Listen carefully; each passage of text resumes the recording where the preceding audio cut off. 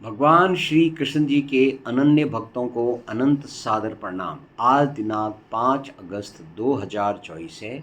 आओ हम सब मिलकर हिंदी भाषा में भगवान श्री कृष्ण जी द्वारा हमारे लिए पालन करने योग्य व्यवस्था जो अध्याय 2 में मंत्र नंबर 53 में दी गई है उसको हम अच्छी तरह समझें और उसका पालन करें।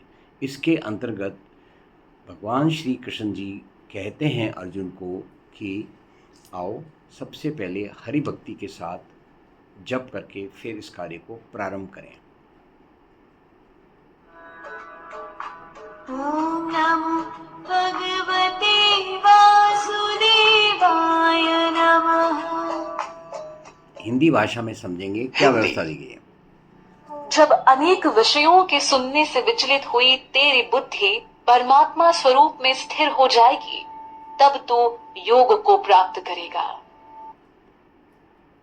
वी कैन से हम कह सकते हैं कि कुछ भी संसार में हो रहा हो, भगवान श्री कृष्ण जी सब आपका, इस भावना से हम कार्य करेंगे तो हम योग में स्थित हैं। आइए हम मूल संस्कृत में इसी तथ्य को समझते हैं। श्रुति विप्रतिपन्ना ते यदा स्थास्यति निश्चला समाधावचला बुद्धिस्तदा योगमवाप्स्यसि।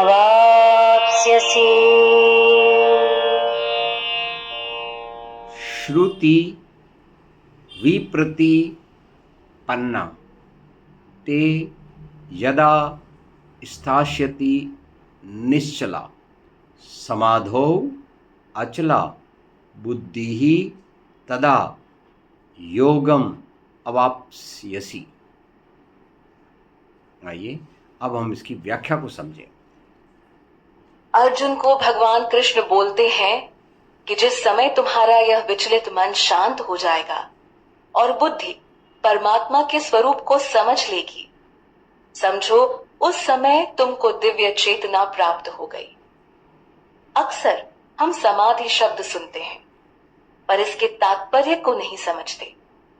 तो यहाँ समाधि को कुछ इस प्रकार बताया गया है कि जब मन एकाग्र हो जाता है, जब उसकी चंचलता समाप्त हो जाती है, जब वो बात बात पर विचलित नहीं होता, तब मन इस समाधि की अवस्था में होता है।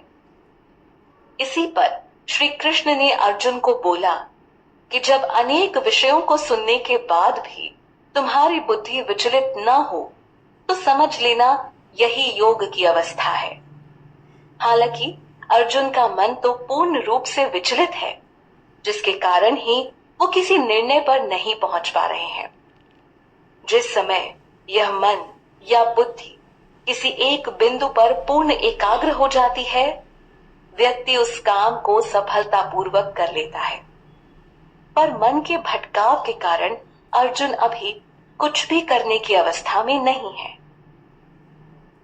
आओ संगीत।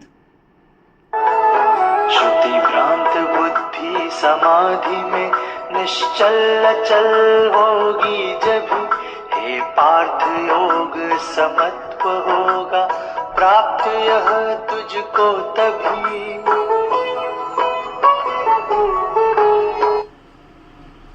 अभी आप इसी को वापस हिंदी भाषा में सुने। जब अनेक विषयों के सुनने से विचलित हुई तेरी बुद्धि परमात्मा स्वरूप में स्थिर हो जाएगी, तब तू योग को प्राप्त करेगा। आइए अब हम पूर्ण आहुति करें ओम के जाप के साथ।